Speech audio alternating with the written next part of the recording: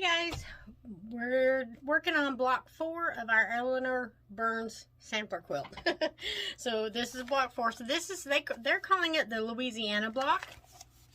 And that is it. Kind of looks like pinwheels made with flying geese. I'm going to make this the way she's recommending to making it. I have never made flying geese like this before, so we'll just see how it goes.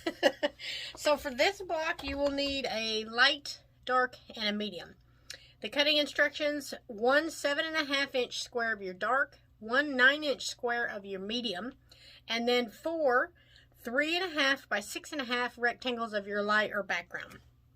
All right, so what they're telling us to do, and I've already done this, is taking our 9-inch and our 7.5-inch and placing them right sides together and just center that 7.5-inch on there, and then draw a line diagonally from one corner to one corner. I know you can't see it on there, and I've pinned this just so hopefully it will not move. So we've got one line drawn, and what we're going to do is sew on both sides of that line down each side, just kind of like you would a half square triangle.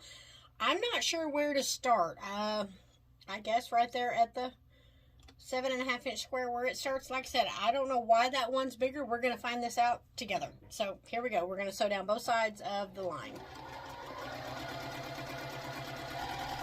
I have never seen them done this way, so, you know, I'm learning some new things. I'm not particularly crazy about some of them, but hey, I've learned how to do them, so, you know, we're learning. That's that's the whole goal.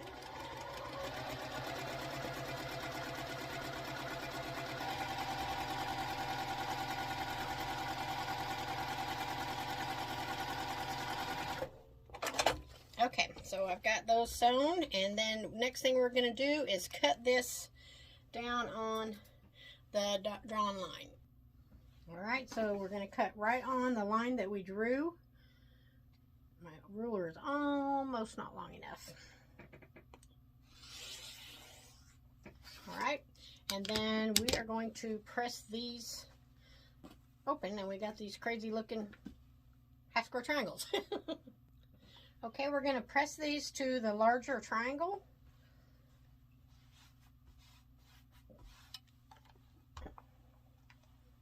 You guys are going to be surprised on this next step. I didn't ever think it would happen this way, but you're going to be surprised. Alright, we got those pressed. Alright, now we're going to place them right sides together again, but we're going to place them with the opposite fabrics touching. So I've got my dark down here, my medium here. So on this one, right sides together, my medium's going to go against my dark.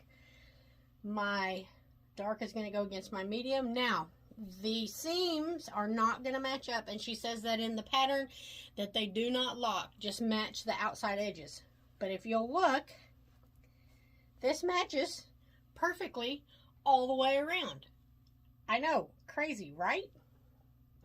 I would have never guessed that. Anyway, we're going to pin this because we're going to draw another diagonal line here across the seams, but I don't want it to move while I draw the line, so I'm just going to go ahead and throw a couple of pins in it. Pins. I didn't get that one to match very good.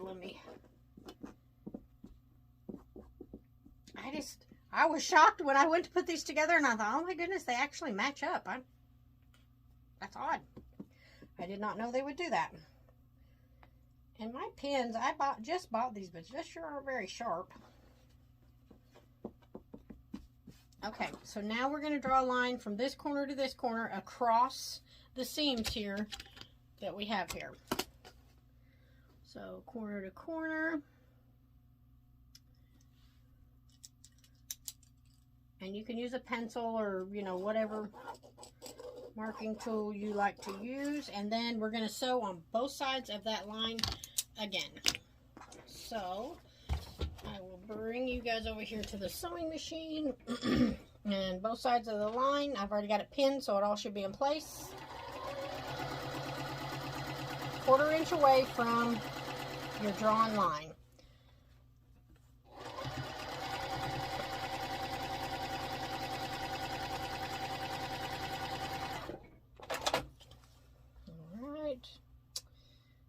this side.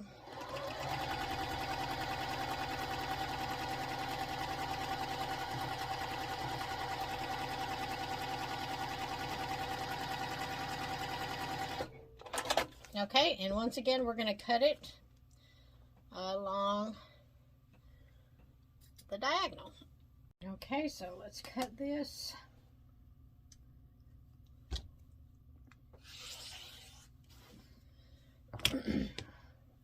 Now, it says in the book, on each piece, find the midpoint between the seams and clip the seam allowance in stitching in order to press the seam allowances to larger triangles.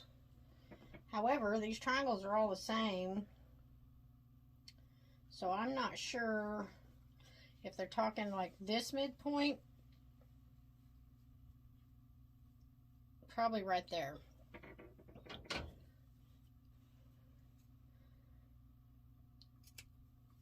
So we'll try it. If it messes up, I'm messing up right on video with you. And I'm clipping right across my stitches, so, you know, it's because it says to clip the stitches. So let's press these and see what we got. Because they're not going to match up. You know, they're going to have a gap there because, remember, the seams didn't match. Okay, there's that one.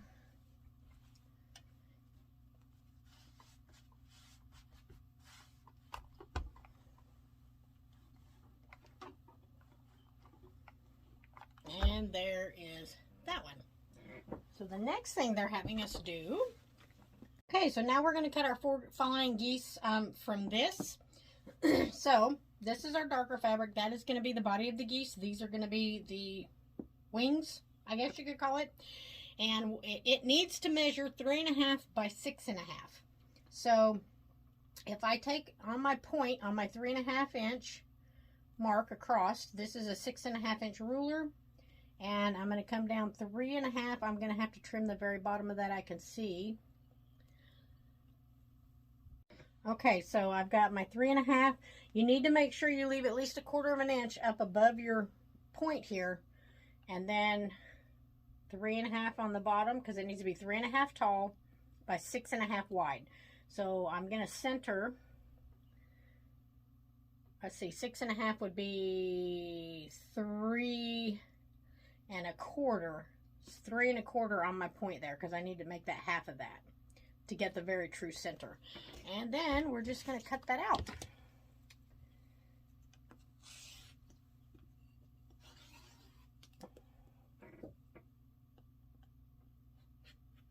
I'm going to have to flip that around. I can't do it that way. So 3 1/4. Put that right there. Okay, now I need to trim the bottom to make it 3.5 because my bottom came out a little on the wonky side. So 3.5. Okay, and we have a nice, perfect flying geese. I kind of like this method. It seems a little more accurate. I always struggle with flying geese. So then on this one, we're going to do the same thing and just trim it up. So I'm going to put my 3 1/4 mark there on the center. I'm going to make sure I've got enough for 3.5 down here. I'm going to have to trim it just like I did the other one, but that's okay. So we're going to trim. Like I said, I'm just going to turn this upside down this way and make sure I'm centered. Trim this off. And then trim the bottom. So there's my 3.5. So you're going to do that until you have 4 flying geese. Easy peasy. That was way much simpler. When I was reading this instruction, I was like, oh my gosh, I don't know if I'm going to be able to do that. I don't understand it. Easy peasy though. So we're going to do that to our other block as well and get our 4 flying geese units. So the next step is sewing our white squares to the top of our flying geese units. When you are trimming them, just make sure you do leave your 1/4 inch or a little better there so you don't lose your point. But we're just simply going to chain piece these through. And they should all fit exactly because the way we trimmed them, which, like I said, I'm just shocked that that worked out so easy. Usually, I've tried flying geese, you know, the 4 at a time with 2 pieces of fabric and all the different ways, and, you know, it's still, I don't know, they're just not my thing.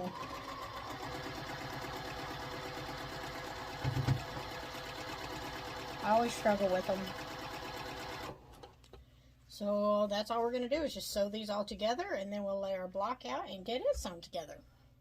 Okay, so I've got them all sewn together and got them all pressed. Now we're just going to lay our block out. So the first one, the flying geese goes up. The second one, it turns and the flying geese goes this way.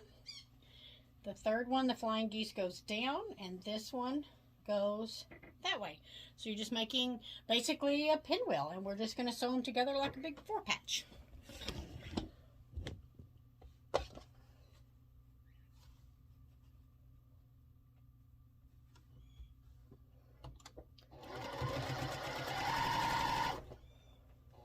This was a very easy block. Said I kind of had some misgivings about doing the flying geese that way, and I thought, man, I said I would try, so I did, and I did it, and I kind of like it. It seems a lot easier, and they seem to have come out, you know, other than you still had to trim them, but they're way better, way more accurate.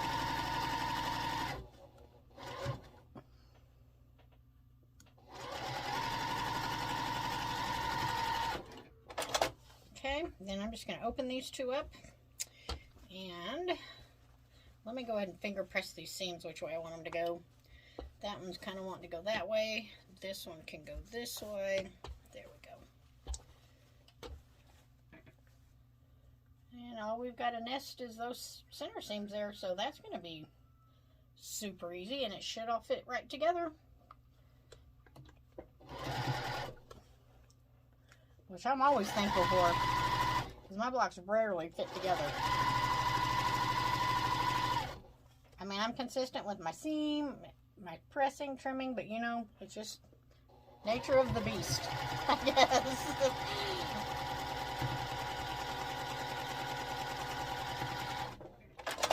Alright, there's our block. Hey, that's pretty cool. Let's get over here and get this pressed out. Oh, that's a really neat block. I like this block. The one we did last time, number 3 block, that southwesterny style, I love that block. That was a fantastic block. So there it is. So they're calling it the Louisiana.